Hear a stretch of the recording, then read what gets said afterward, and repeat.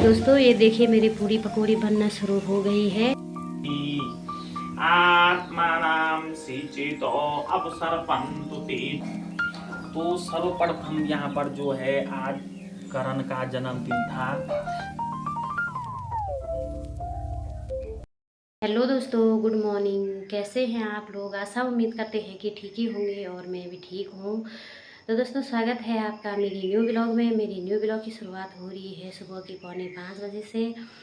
और दोस्तों आज मैं थोड़ा जल्दी उठ गई थी क्योंकि आज है घर में खुशी का माहौल और आज है मेरे बेटे का जन्मदिन, तो इसलिए मैं थोड़ा जल्दी उठ गई थी। और अभी थोड़ी देर में हमारे घर में पंडित जी आने वाले हैं, तो चलिए अभी हम पहले नहाते हैं, फिर उसके बाद हम पूरी पकौड़ी बनाते हैं। तब तक पंडित भी आ जाएंगे, तो चलिए मिलवाते हैं आप लोगों से भी। तब तक आप लोग बने रहें। दोस्तों ये देखिए मेरी पूरी पकौड़ी बनना शुरू हो गई है और कुछ पकौड़ियाँ मैंने बना ली है और अभी मैं बना रही हूँ, देखिए। तो चलिए फटाफट से बनाते हैं, मिलते हैं सीधा पूजे में। आत्मानां सिंचितो अवसर्पन्तु ते भूता ये भूता भुवि संस्थिता ये भूता विघ्नकर्ता रश्यन्तु शिवाय नमो बैठे आसनाय पृथ्वीभ्यो नमो नमः। चन्दनमृगमदशूहि चन्दनमृगमदशूहि हर हर महादेव।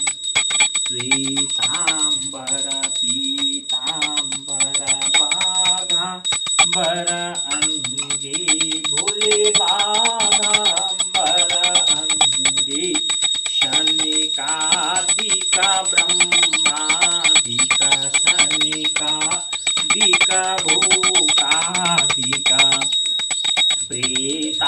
तो अभी हमारी पूजा संपन्न हो गई है, तो अभी हमारे पंडित जी कुछ बोलना चाहते हैं जन्मदिन के बारे में।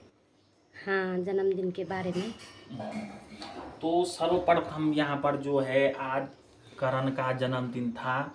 जन्मदिन जो होता है कि आयु को बढ़ाने के लिए होता है।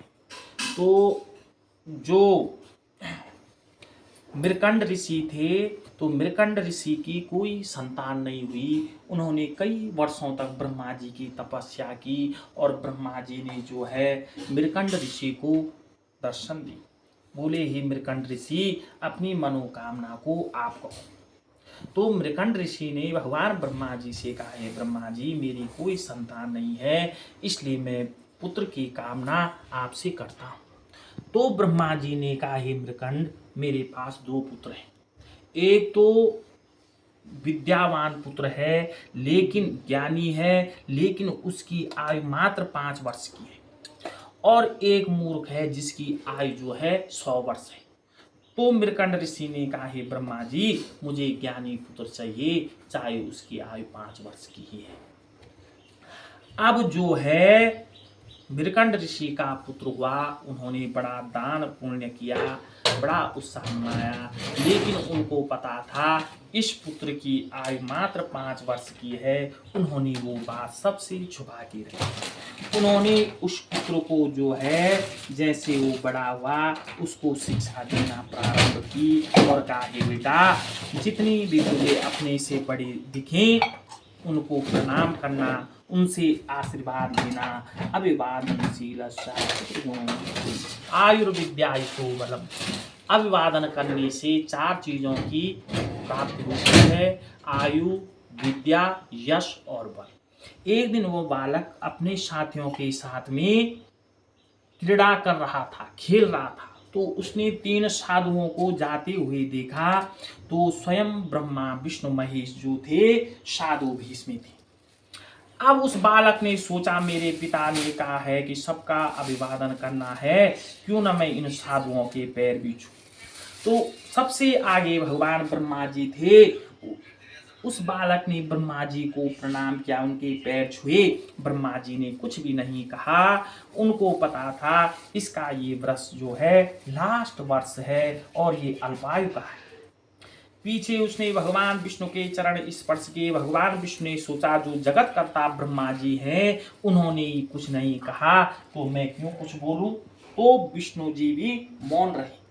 पीछे भगवान शंकर आ रहे थे, वो भगवान शंकर के पैरों में लेट गया वो बालक। भगवान शंकर ने उस बालक को उठाया और कहा, हे बेटा उठो, चिरंजीवी भव। इतने में भगवान ब्रह्मा जी पीछे घूमे, उन्होंने कहा, हे रुद्र ये तुमने क्या किया? इस बालक का तो ये लास्ट वर्ष था। लेकिन भगवान रुद्र भगवान शंकर ने कहा, हे ब्रह्मा जी अब कुछ भी हो, मेरा वरदान खाली नहीं जा सकता है। और आगे जाकर के वो बालक जो है मार्कंडेय हुआ। और जब भी जन्मदिन की पूजा होती है तो मार्कंडेय का पूजन होता है। जिस प्रकार से हे मार्कंडेय जी आपकी आयु की वृद्धि हुई, उसी प्रकार से जो है हमारी भी आयु की वृद्धि हो, हमारे बालक की भी आयु की वृद्धि हो, इसलिए जन्मदिन की पूजा होती है। तो अभी हमारी पूजा भी संपन्न हो गई है और पंडित जी भी चले गए हैं। तो चलिए अभी हम नाश्ता पानी बना लेते हैं। घर में ऐसा हो रखा है, पूरा सामान इधर से उधर फैल रखा है। तो चलिए अभी हम अपना नाश्ता पानी बना लेते हैं, मिलते हैं उसके बाद।